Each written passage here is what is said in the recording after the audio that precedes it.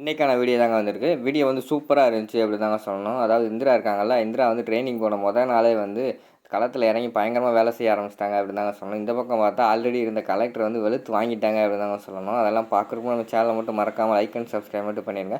First எடுத்தோடனே நம்ம இந்திரா வந்து அந்த கலெக்டர் ஆஃபீஸ்க்குள்ளே போகிறாங்கல்ல, அப்போ வந்து அவர் வந்து நக்கலாக பேசிக்கிட்டு இருக்கிற மாதிரி காட்டிகிட்டு இருக்காங்க. ஓ வாங்க இந்திரா சுப்பிரமணியம் அப்படிங்கிற மாதிரி சொன்னோடனையும் வணக்கம் சார் அப்படிங்கிற மாதிரி சொல்லிவிட்டு, நான் இப்போ வந்து இந்திரா சுப்பிரமணியம் கிடையாது சார், எனக்கு கல்யாணம் ஆயிடுச்சு, அதனால் நான் வந்து இந்திரா கௌதம் அப்படிங்கிற மாதிரி சொல்கிறாங்க. ஓ அப்படியா, பெண்களோட நிலைமையை பார்த்தீங்களா, ஃபஸ்ட்டு அப்பா பேர், அடுத்து கணவன் பேர், அடுத்து 2வது 3வது 4வது 5வது எத்தனை பேரோ பாவம் பேரை மாற்றிக்கிட்டே இருப்பாங்க அப்படிங்கிற மாதிரி வந்து அந்த கலெக்டர் வந்து கிண்டல் பண்ணுறாங்க. அதை கேட்டோடனே நம்ம இந்திராவுக்கு வந்து தெரிஞ்சு போச்சு, சரி இவர் வந்து கொஞ்சம் ராங்கான ஆள் போல், நம்மளை கிண்டல் பண்ணுற மாதிரி தெரியுதே அப்படிங்கிற மாதிரி யோசிச்சுக்கிட்டே இருக்காங்க.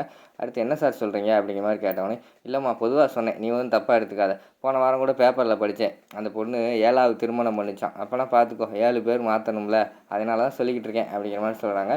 சரி சார் இருக்கட்டும், நான் இப்போ எங்கே உட்காரணும், என்னோடய ரூம் எங்கே இருக்குது அப்படிங்கிற மாதிரி வந்து இந்திரா கேட்குறாங்க. வாங்க வாங்க இந்திரா சுப்பிரமணியம் அப்படி, சரி இந்திரா கௌதம் வாங்க உங்களை கூப்பிட்டு போகிறேன் அப்படின்னு சொல்லிட்டு வேணும் பக்கத்தில் ஒரு ரூமுக்கு கூப்பிட்டு போகிறாங்க. அங்கே ஒரு சேர் இருக்குது. சார் என்னோடய சேர் எது அப்படின்னு கேட்டோன்னே, அந்த இருக்குல்ல அந்த சேர் தான் அப்படின்னு சொல்லிட்டு ஒரு வயர் சேரை காட்டுறாங்க. அதை பார்த்தோன்னே இந்திராக்கு என்ன சேர் இப்படி இருக்குது அப்படின்னு சொல்லிட்டு தோணுது. சரி அதில் போய் உட்கார பார்த்தா அந்த சேரில் வந்து பூராமே தூசியாக இருக்குது. அதை பார்த்தோன்னே இந்திரா வந்து மெதுவாக தட்டி விட்டுக்கிட்டு இருக்காங்க. உடனே அந்த கலெக்டர் வந்து பக்கத்தில் இருந்தவரை, யோ என்னையா வேலை பார்க்கிறேன், அங்கே பாரு தூசி அவ்வளோ தூசி இருக்குது, கலெக்டரை கூட்டு வந்தால் மட்டும் பார்த்தாது, நல்லா உட்கார வைக்கணும் சரியா, போய் குஷன் சீட்டு போடு, ஏன்னா காலையிலேருந்து சாயங்காலம் வரைக்கும் அவங்க சேரை தேய்க்கணும்ல அப்படிங்கிற மாதிரிலாம் கிண்டல் பண்ணுறாங்க. என்ன ஒரு ராங்காகவே பேசிக்கிட்டு இருக்காரு அப்படின்னு சொல்லிட்டு இந்திராவுக்கு அப்பையும் கொஞ்சம் கோவம் வர்ற மாதிரி காட்டுறாங்க. அடுத்து புது சீட்டு கொண்டு வர போகிறாங்க. ஆனால் இந்திரா வந்து எனக்கு அந்த சீட்டெல்லாம் வேண்டாம், நான் இந்த சீட்டில் உட்காந்துக்கிறேன்னு சொல்லிட்டு அதையே தொடச்சிட்டு உட்காந்துக்கிற மாதிரி காட்டுறாங்க.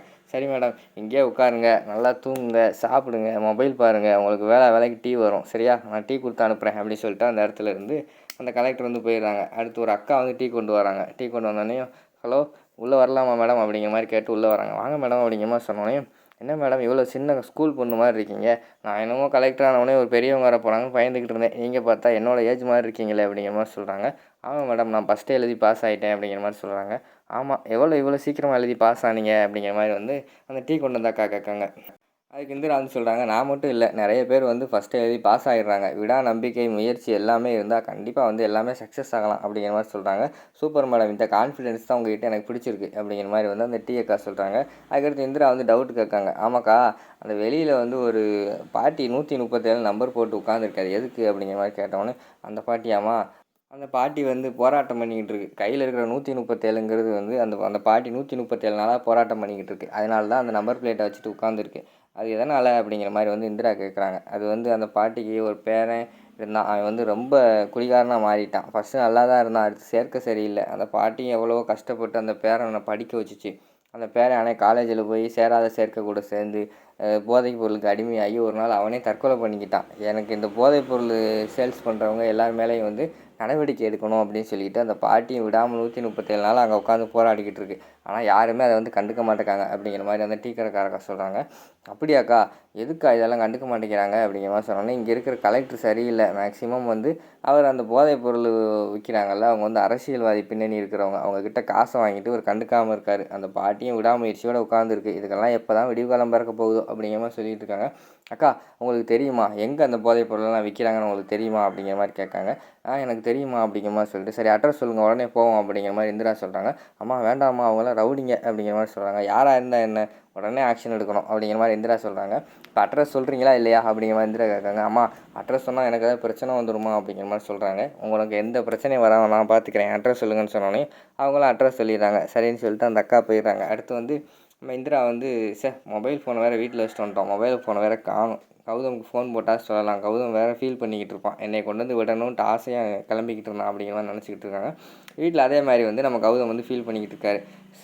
இந்திரா நம்ம தான் கொண்டு போய் விடணும்னு நினச்சோம், ஆனால் எல்லாமே வேறு மாதிரி மாறிடுச்சு. சரி அதுவும் கரெக்டு தான், கம்பெனி வண்டியில் கூப்பிடும்போது அவள் என்ன பண்ணுவா, சரி போகட்டும் அப்படின்னு சொல்லிட்டு அவங்க வந்து டக்குன்னு பார்க்காங்க. அதுக்குள்ளே இந்திராவோட மொபைல் இருக்குது. ஓ இந்திரா மொபைலை வேறு வச்சுட்டு போயிட்டாலா, சரி இதை கொண்டு போய் கொடுக்குற மாதிரி கொடுத்துட்டு இந்திரா பார்த்துட்டு வந்துடுவோம் அப்படின்னு சொல்லிட்டு அவங்க கிளம்புற மாதிரி காட்டுறாங்க.